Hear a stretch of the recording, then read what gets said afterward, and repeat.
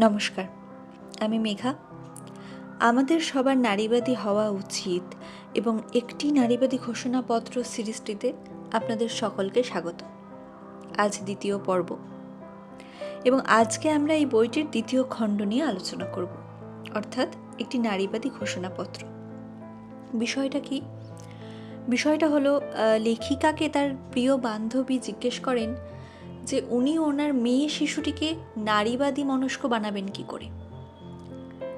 তো সেই উত্তরে লেখিকা ওনাকে একটি চিঠি লেখেন এবং সেই চিঠিরই কিছু কিছু অংশকে এক জায়গাতে করে এই বইয়ের দ্বিতীয় খণ্ড তৈরি হয়।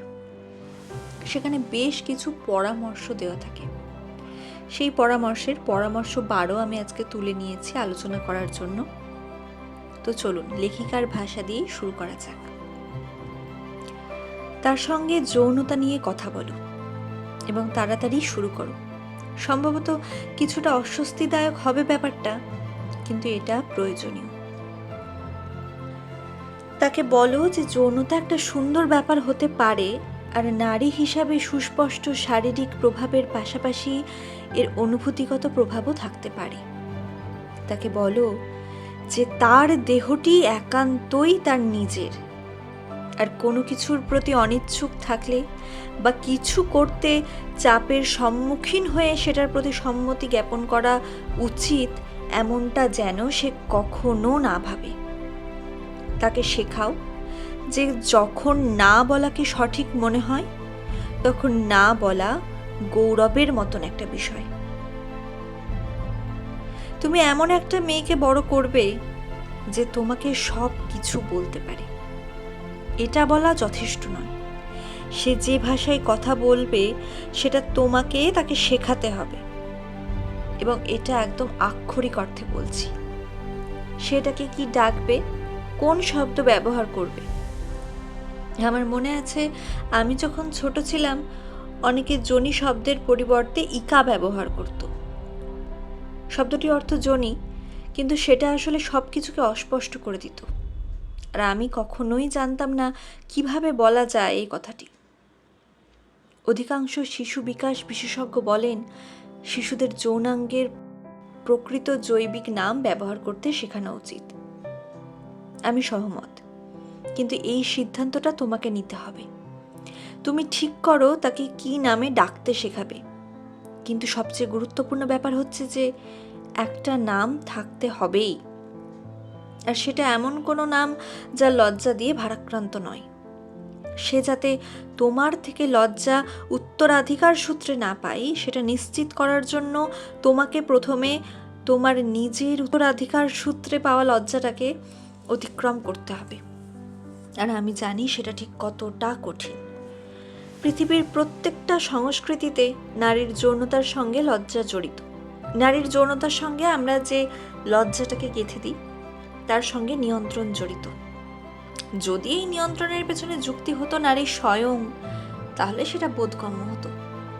উদাহরণস্বরূপ, যদি এমন হতো যে নারীদের ছোট স্কার্ট পরা উচিত নয় কারণ তাহলে তাদের ক্যান্সার হতে পারে, কিন্তু কারণটা নারী সম্পর্কিত নয়, বরং পুরুষ সংক্রান্ত। পুরুষদের রক্ষা করতে নারীদের ঢেকে ঢুকে রাখা উচিত। আমার কাছে এটা গভীরভাবে অমানবিক মনে হয়, কারণ এই ধারণাটা নারীকে নিতান্তই পুরুষের যৌন ক্ষুধা নিবৃত্তির একটা উপকরণে নামিয়ে আনে।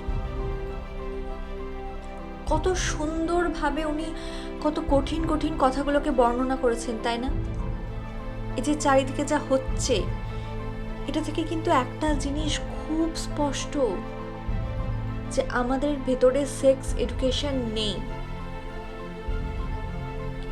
একটা বাচ্চাকে যখন আমরা ছোট থেকে বড় করি, সে যেন আমাদের এসে সমস্তটা বলতে পারে, এটা কিন্তু একটা বড় শিক্ষার বিষয়। এমন যেন না হয় যে বাড়িতে বলতে লজ্জা পাচ্ছে। মানে কি বলবো, মানে অধিকাংশ ক্ষেত্রে আমি এটা দেখেছি যে বাচ্চারা বাড়িতে বলতে ভয় পায়, লজ্জা পায়, যে বাড়ির লোক আমাকে কি ভাববে। আর এই যে ভয় কাটানোর ব্যাপারটা, এটা কিন্তু বাবা মাকেই শুরু করতে হবে। বাবা মাকে শেখাতে হবে যে ঠিক কিভাবে তারা বাড়িতে এসে কথাটা বলবে, কিভাবে নিজেদের লজ্জাটা অতিক্রম করবে। এই যে উনি একটা জায়গায় বলেছেন যে তোমার শরীর শুধুমাত্র তোমারই, না বলাটা কখনো কখনো গৌরবের বিষয়। একদম ঠিক, না মানে না, এই স্পষ্ট সত্যিটা কিন্তু সকলকে বুঝতে হবে। আজকাল তো সোশ্যাল মিডিয়ার পাতা খুললে একটা কথা খুব ভেসে আসছে, মেয়েদের ছোট জামা কাপড় পরা বন্ধ হলেই নাকি ধর্ষণ নামের নোংরা জিনিসটা বন্ধ হয়ে যাবে। সত্যি কি তাই? ধর্ষণ কি ছোট জামা কাপড়ের লেন্থ দেখে হয়? শিক্ষিত হতে হবে, বই পড়তে হবে। আজকের যে চ্যাপ্টারটা পড়লাম সেটা মানে আমার মন থেকে আমার খুব কাছের একটা চ্যাপ্টার। মানে এত সুন্দরভাবে উনি বুঝিয়েছেন, তাই আমি আবার বলবো, প্রত্যেককে বলবো যে এই বইটা কিনুন, এই বইটা নিয়ে কথা বলুন, এই বইটা বাচ্চাকে পড়ে শোনান, আগে নিজে পড়ুন, বাচ্চাকে পড়ে শোনান, বোঝান, আক্ষরিক অর্থটা বোঝান। এই বইটাতে অনেক কিছু শেখার আছে। আশা করি ভালো লাগলো। ভালো লাগলে শেয়ার করবেন, বন্ধুদের সাথে শেয়ার করবেন, পরিবারের সাথে শেয়ার করবেন। আমি চাই এই যে ছোট্ট উদ্যোগটা আমি নিয়েছি সেটা যেন মানুষের মধ্যে সত্যি ছড়িয়ে যায়, সচেতনতা যেন বৃদ্ধি পায়। পাশে থাকবেন, ভালো লাগলে ভিডিওটি লাইক, সাবস্ক্রাইব, শেয়ার করবেন আর নিজেদের মতামত কমেন্ট করে জানাবেন।